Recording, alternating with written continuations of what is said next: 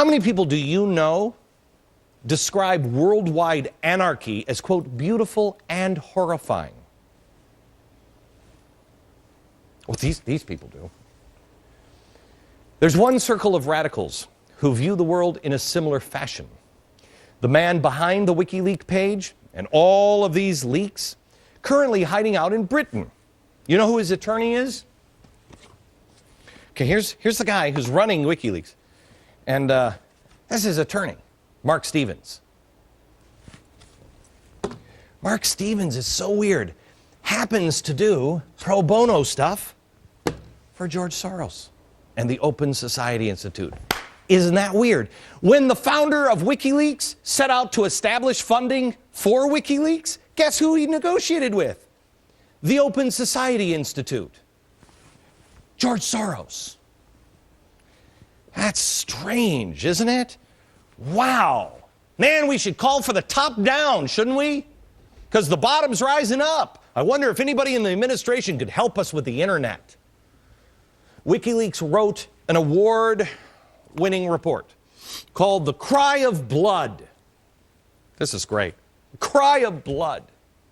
The report was published by the Kenya National Commission of Human Rights. George Soros. WikiLeaks once listed Soros-connected Chinese human rights leader as one of its advisors.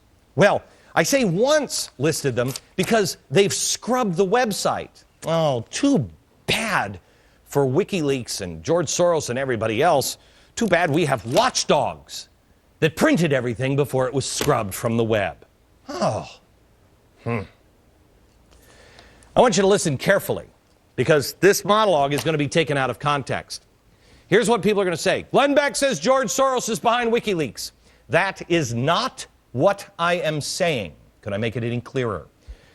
George Soros' Open Society Foundations came out in August and said that it was not taking a position on the WikiLeaks documents, but it opposed any and all disclosures about identifiable civilians that would put them at risk.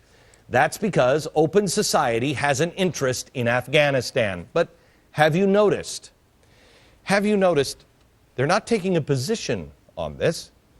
And it's the same group of people, Marxists, anarchists, Code Pink, Michael Moore, everybody. I want you to hear this clearly. I do not believe in a star chamber. I don't think Michael Moore is calling George Soros and George Soros is getting on the phone and telling Cass Sunstein. They're not doing that. These people are not secretly meeting and telling each other what to do or giving each other directions. What I am talking to you about is what Al-Qaeda is calling Operation Hemorrhage for their part. What I have called the perfect storm, where like-minded people who want to destroy the Republic, seize an opportunity. And the window of opportunity for anarchy and chaos on this planet to overthrow our system here and the systems abroad is now. And it's not just George Soros who would like to change the system. There is more to this story than just a disgruntled 22-year-old soldier who wants to make a name for himself. Again, the kid describes world anarchy as beautiful and horrifying. And remember, these leaks don't teach us anything new. All they do is create, like he said, anarchy and chaos around the globe. Well, what was step 3 of George Soros' plan for overthrowing countries? If you remember from this program about a month ago. Step 3 was, there it is, destabilize the state, create anti-government sentiment. Does this destabilize our state? Yeah, damn right it does. Does it cause anti-government sentiment? Yes. It's not really hard to do these days, is it? I want you to check this video out. It's a socialist that The Blaze posted last week. He's saying that the time for revolution is now. Find it at theblaze.com. It's not just George Soros or Wiki or any group of people that want us to collapse, make waves, and create confusions. It is Operation Hemorrhage, death by 1,000 paper cuts. And it's not just one group trying to do it. But remember this, we surround them. It's an illusion. Just don't cry for the top to come down and protect you, because they will. The last question I have for you is, who can you trust? May I suggest that you trust yourself? That is what Wikileaks should have taught you. And then do what Shelley Winters and Ernest Borgnine did in the Poseidon adventure. They followed this man. I want to appeal to you for the last time. You don't know what you're talking about. I know this much. The sea is going to keep pouring in. We're going to keep settling deeper and deeper. We may even go under before we get up to the bottom to cut our way out. But it's something to try. It's a chance. We might make it. If you stay here, you'll certainly die. May I suggest that you become him? There are those intentionally creating chaos, and there are those who will just stand there in the ballroom with the ship upside down. And they will wait for help while others try to destroy the free market system and replace it with their socialist utopia. Have truth in your life. Put yourself in a position to be independent and strong and a leader. Do not be the one stranded when the water comes pouring in. Instead, be the ones that lead others to the surface. Back in a minute.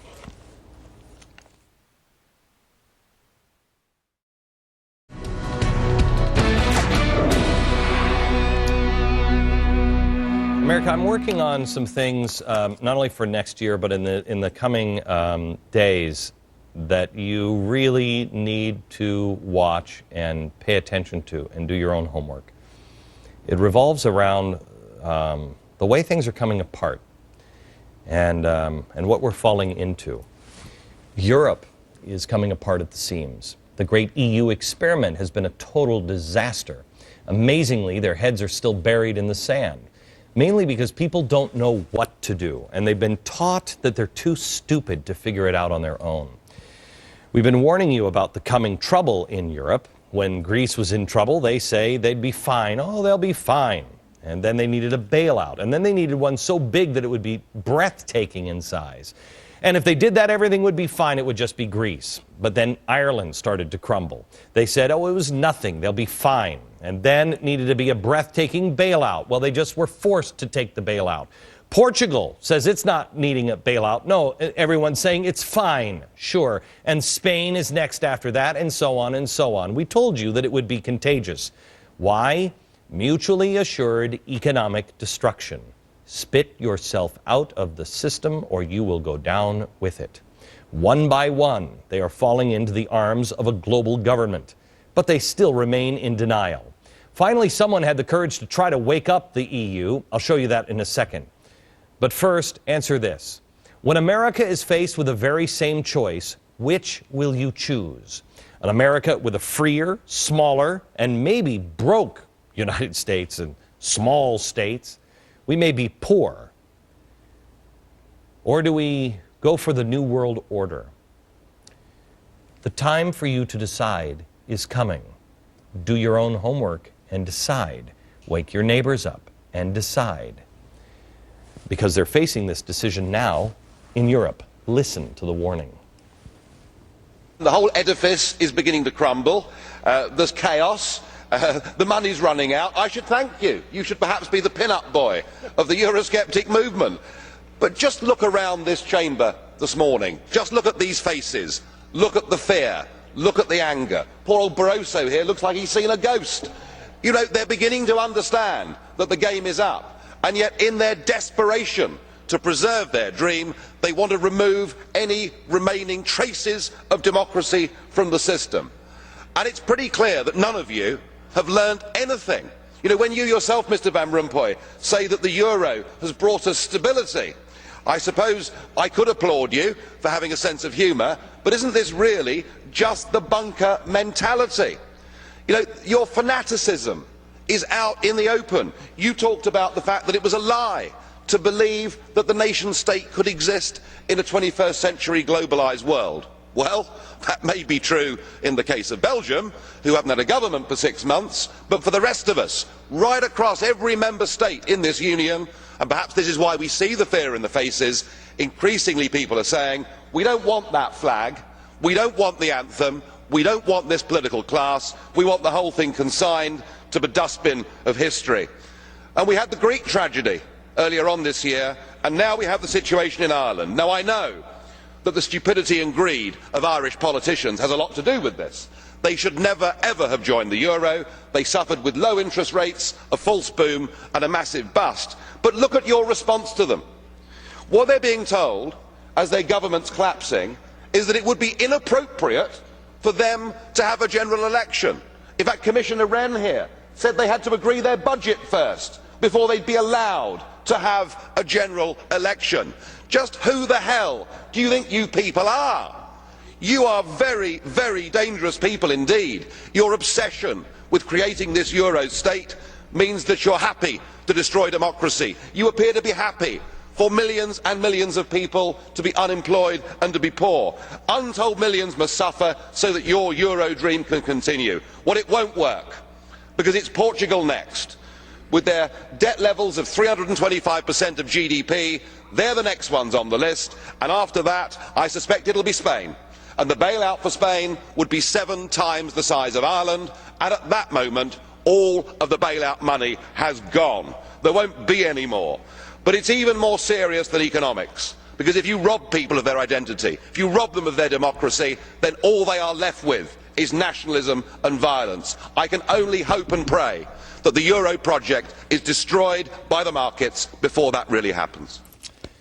If you rob people of this, do you hear what he's saying? They're only left with nationalism, which we warned you of on this program. That is coming.